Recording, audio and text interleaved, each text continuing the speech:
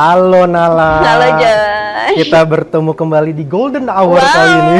Boleh cari angle dulu. Cari angle dulu kan karena ini akan membentuk shadow muka kita ya, shading muka kita.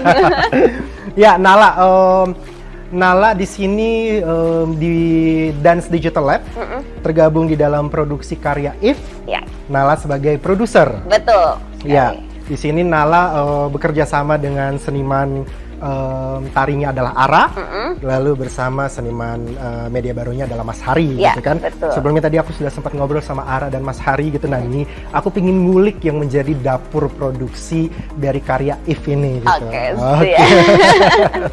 Nah ini sebenarnya Nala ini satu sosok yang unik gitu kan ya. Aku kalau Nala nih aku kenali dulu pertama kali adalah sebagai penari gitu kan. Ya. Lalu mungkin belakangan aku juga semakin melihat Nala juga sebagai produser gitu. Nah boleh nggak sih cerita gimana tuh perjalanannya Nala nari, Nala jadi produser? Tapi masih nari dong? Masih nari dong, Oke, masih coba nari. dong. Jadi awalnya jadi produser tuh mungkin agak mungkin kayaknya orang-orang di Eki, kan aku di Eki Dance Company tadinya kan. Terus mereka melihat mungkin passionku dalam mengatur-ngatur orang gitu. Secara kayak kalau kadang-kadang pasti kalau kayak misalnya lagi kelas aja gitu, aku yang kayak nanti aku mau ingetin gitu. Terus aku yang kayak gimana kalau kita bikin sistem misalnya lagunya gini dipakai ini gitu. Nah, kayaknya mereka lihat passionku dalam mengatur-ngatur orang itu, jadi kayak yaudah coba deh Nala gitu kan. Pertamanya aku mulai dari membantu membuat jadwal persiapan dulu di show-show Eki. Oke. Kalau misalnya lagi dulu masih zaman offline gitu kan, itu aku membantu membuat jadwal persiapan gitu kan. Lama-lama sekarang tuh aku bikin jadwal hariannya Eki juga gitu. Penari-penari Eki tuh diaturin tiap hari mereka ngapain tuh gitu kan. Sama kalau ada production Eki, aku bantu jadi produser juga. Oke. Gitu. Nah itu tadi Nala sempat ngasih tahu tuh satu hal penting tuh, yang tidak lepas dari karakteristik produser itu sebenarnya adalah kemampuan mengorganisir ya. Jadi berpikir taktis, berpikir strategis, kira-kira bisa nggak kalau aku bilang seperti itu Nala? Bisa. Bisa. bisa. Karena kan maksudnya sebenarnya kita sebagai produser kan kita selain maksudnya memanage misalnya alat apa segala, kan kita harus memanage SDM-nya juga gitu kan. Nah untuk di produksi ini aku ngerasa ada keuntungannya juga, aku tuh penari gitu sebenarnya. Karena jadinya aku tahu gimana maksudnya misalnya gini, kemarin tuh sempat ada kejadian kayak Hari tuh ngomong ke Ara, kan udah bikin koreografinya, Ara udah bikin kan koreografinya, terus kasih lihat ke Hari nih koreografinya gitu kan. Terus Hari breakdown shot listnya dong. Oke, dia breakdown shot listnya, terus dia kayak, Ra, tapi ini kamu banyak banget loh, 45 shot, kita pakai body double aja deh gitu kan, supaya kamu nggak sebanyak itu. Terus aku lihat kan koreografinya, gue bilang nggak usah, Ara aja semua.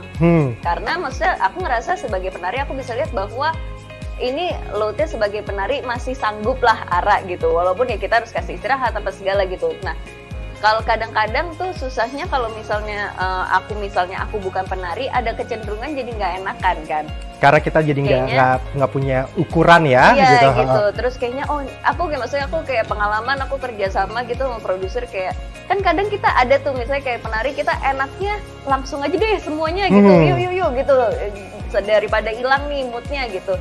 Tapi ada kan kayak kayaknya kamu tadi capek banget, udah istirahat dulu apa gini-gini. Nah itu aku ngerasa keuntungannya aku adalah penari, aku bisa untuk hal-hal kayak gitu tuh udah langsung cepet ditangani gitu. Jadi sensibilitas yang kamu bawa sebagai penari itu juga sebenarnya punya peranan yang penting di kerja kamu sebagai produser ya, terutama di dalam memproduseri karya-karya tari gitu ya. Betul. Jadinya punya standar, punya tolak ukur yang memang itu sebenarnya sudah jadi sehari-harinya kamu gitu kan.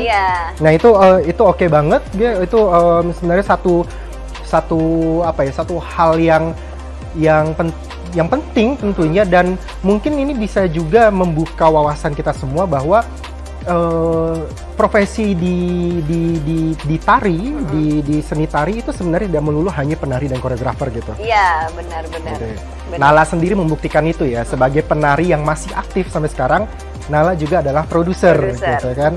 Nah, tadi Nala sempat cerita sedikit tentang proses kreatif di dalam karya If ini gitu. Sejauh mana sih Nala peran kamu itu ikut menentukan arah artistik ini gitu? Atau mungkin jangan-jangan kamu angkat tangan menyerahkan itu kepada senimannya gitu? Aku ngerasa kayaknya kalau kemarin tuh aku lebih ya udah menjadi diriku sendiri aja sih, gitu Josh. Jadi maksudnya kan Ara dan Hari ini udah taste-nya sama, gitu kan. Maksudnya taste-nya sama banget dan di tengah-tengah mungkin aku yang taste-nya justru agak berbeda, gitu. Aku agak lebih kayak mainstream people, gitu kan. Mereka kan kayak anak-anak hipster banget, anak-anak gitu. Hipster gitu ya. Wow, selatan banget gitu. Nah, aku kayak kemarin gitu, maksudnya aku lebih memposisikan diri sebagai orang biasa gitu, kayak kalau Public ya, public, penonton aku mata nonton publik. ini aku tertarik atau enggak gitu kan. Maksudnya mungkin karena mereka taste-nya udah terlalu sama, takutnya jadi kadang-kadang kayak di publik mungkin nggak makan nih gitu. Jadi maksudnya aku lebih ke sana sih kemarin. Oke, jadi kalau misalnya aku katakan Nala sebagai produser itu sebenarnya ikut mempengaruhi keputusan artistik dengan pertimbangan-pertimbangan yang dari eksternal, dari mata, dari luar gitu kan. Sedangkan mungkin kalau misalnya senimannya sendiri dalam proses kreatifnya kan biasanya itu sangat intimate gitu kan, datang dari si senimannya gitu kan. So sering kali terjadi suka ada gap antara seniman, karya dan penonton itu sendiri gitu. Dan peran kamu di sini justru menjadi jembatan di situ gitu ya. Lebih ke sana. Jadi kayak aku maksudnya, tapi tetap kata akhirnya maksudnya aku kasih ke mereka. Cuman aku kasih deadline ya gitu. Kayak pokoknya segini harus selesai nih, dan pertimbangan dari aku ada ini nih. Gitu. Ya, itu tentu satu hal yang sangat penting ya. Di dalam satu produksi kita perlu mengatur deadline, arahnya gitu kan, directionnya gitu. Nah, berat nggak sih jadi produser, Nala? Untungnya ini aku sama Ara dan sama Hari gitu kan. Mereka udah satu pikiran, jadi nggak terlalu berat untuk kayak nanti tiba-tiba kayak Hari maunya A, Ara maunya kayak Z gitu kan. Jadi kan itu nggak terlalu berat gitu. Tapi agak beratnya adalah aku kan lama menjadi produser tuh offline. Betul.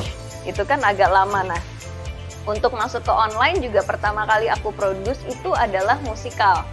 Gitu kan. Yang hasilnya tuh sebenarnya kita udah bisa tahu pas lagi syuting. Gitu kan. Pertama kali aku produce tuh aku jadi kan kalau musikal kan sebenarnya kita editingnya cuman ya maksudnya editing kapan masukin close up, masukin lagu apa segala gini-gini kan. Tapi kan kalau ini kan dari green screen, terus kita kayak pas syuting tuh kayak bentuknya kayak, ya udah cuma orang nari-nari di depan screen hijau aja gitu kan. Nah, yang berat adalah kayak nggak kebayang ini hasilnya kayak apa gitu nanti jadinya gitu kan. Jadi benar. deg-degan di situ, dan sebenarnya yang baru adalah mengatur jadwal post pro. Itu yang baru banget gitu, karena kan maksudnya selama ini kan kalau misalnya produser offline kita ngitungnya cuman sampai dari persiapan sampai hari H. Sampai pementasan gitu kan. Jadi waktu persiapannya panjang banget. Nah, ini kadang-kadang kita sebagai produser digital tuh yang baru suka lupa ngitung waktu post pro. Betul. Gitu. Jadi nanti post pro-nya jadi mepet. Bahwa gitu kan. Sebenarnya kerja post pro itu sama beratnya ketika produksinya gitu ya. Gitu. Dan jadinya kayak kadang-kadang, nah itu yang suka kelupaan gitu. Terus jadinya syutingnya harus dicepetin gitu kan. Jadi waktu persiapannya jadi mepet apa gitu-gitu. Nah, kemarin tuh sempet beratnya di situ. Untungnya aku mengajak beberapa orang untuk kerjasama juga sama aku gitu. Jadi aku tuh Ara tuh kan pengen menjadi matematikus. Aku tuh sangat tidak bisa matematika, Josh. Oh, ini berbanding terbalik nih. Jadi kalau Nala gimana tuh? Jadi makanya untuk aku sebagai produser ini, aku rasa kuncinya adalah aku tuh harus kerja sama sih Josh. Gitu, selain maksudnya sama Ara, sama Hari, aku tuh ajak beberapa temanku, maksudnya aku ada satu temanku aku minta tolong, lo jadi bendahara gue ya. Gitu. Terus nanti ada satu temanku lagi, aku minta tolong dia untuk maksudnya ngatur-ngatur misalnya kayak makanan, apa segala gitu. Jadi aku bisa konsen misalnya di Ara sama Harinya nih butuh apa segala gitu. Nah itu kamu itu satu hal yang penting ya di dalam satu produksi sebenarnya yang kita urusin kan tidak hanya SDM-nya saja gitu kan, tapi justru memprovide SDM. Jadi tidak hanya mengurus SDM yang sudah ada, tapi justru memprovide SDM yang justru belum ada nih. Hal-hal yang kadang-kadang tuh suka sepintas kayak sepele gitu. Kalau misalnya kita konsumsi gitu kan, seakan-akan kayak ada warung di samping gitu, antara ada, padahal kan sebenarnya nggak gitu ya. Segala sesuatu akhirnya dipertimbangkan dengan sangat masak gitu kan. Dan ini kenapa aku yakin dari kinerja yang sangat baik ini, makanya karyanya juga jadi sangat baik tuh. Karya If gitu kan. Nah Nala, kemarin kita udah nonton nih tanggal 16 Oktober kan kita udah nonton premier karya If ini gitu kan. Tapi buat teman-teman di sana yang belum nonton, Nala ajakin dong gitu kan. Teman-teman semuanya yang belum nonton karya If, boleh langsung segera sekarang nonton di website jikon.id. Terima kasih. Terima kasih Nala. Terima kasih. Kita segera bertemu lagi nanti ya. Oke. Siap. Terima kasih.